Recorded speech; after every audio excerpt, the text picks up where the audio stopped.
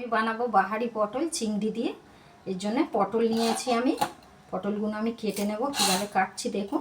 এইভাবে কেটে নিলাম, খোসাটা আগে ছাড়িয়ে নেব। এইভাবে বানাবেন আপনারা, একদম অন্যরকম, খেতে দারুণ লাগবে।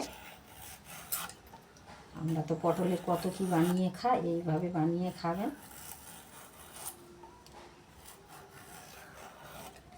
একটা করে অল্প করে পাতলা করে আমি শিরাটা রাখছি, খুব মোটা শিরাটা রাখবো না।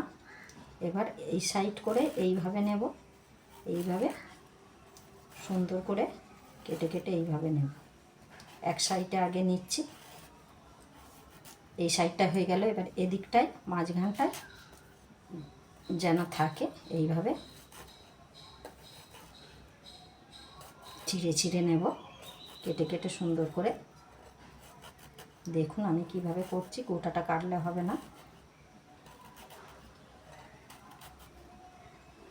এইভাবে দেখুন কতটা সুন্দর দেখতে হয়েছে। এইভাবে কেটে নেব। আচ্ছা, চিংড়ি মাছ দিয়ে বাহারি পটল কাটাটা তো আমি দেখিয়েছি। এবার ধুয়ে নিয়ে আমি এর মধ্যে দিলাম নুন, লঙ্কা গুঁড়ো, 1 চিমটে চাট মশলা আর একটু সাদা তেল দিয়ে ভালো করে এটাকে আমি মাখিয়ে নেব। মিনিট 10 মাখিয়ে রাখলে ভালো, সঙ্গে সঙ্গেও দেওয়া যায়। মাছটাকে কুঁচো কুঁচো করে কেটে নিয়েছি। এর মধ্যে দেব নুন, একটু লেবু রস দেব। আপনারা চাইলে লেবু রসটা নাও দিতে পারেন। পুরো 1 চিমটি লঙ্কা গুঁড়ো দিয়েছি। কড়াইয়ের মধ্যে আমি তেল দিয়ে দিলাম। মাখিয়ে রাখা পটলগুলো আমি দিয়ে দেবো। যা হয়ে গেছে, এবার আমি তুলে নেব। আর অল্প একটু 1 চামচের মতো তেল, লঙ্কা দুটো তেজপাতা দিয়ে দিলাম। মাছটাকে বাদামি রঙের ভেজে নেব। কোনো হালকা বাদামি রঙের হয়েছে। এবার এর মধ্যে চিংড়ি মাছটা আমি দিয়ে দেবো। দেবো রসুন বাটা, আদা বাটা, স্বাদ মতো নুন, গুঁড়ো দেবো, ধনিয়া গুঁড়ো, লঙ্কা গুঁড়ো করে কষিয়ে নেব।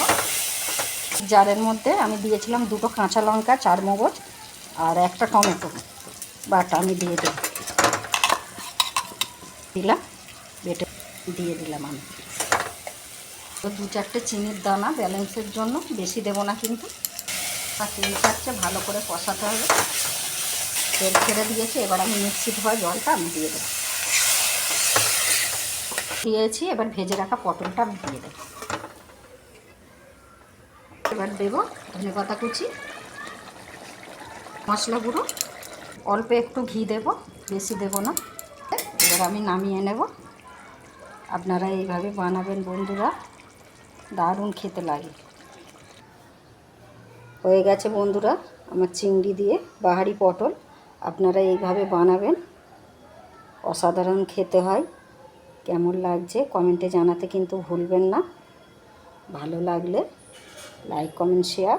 ইউটিউব থেকে দেখলে সাবস্ক্রাইব করবেন, ফেসবুক থেকে দেখলে পেজটাকে ফলো করে পাশে থাকতে ভুলবেন না বন্ধুরা।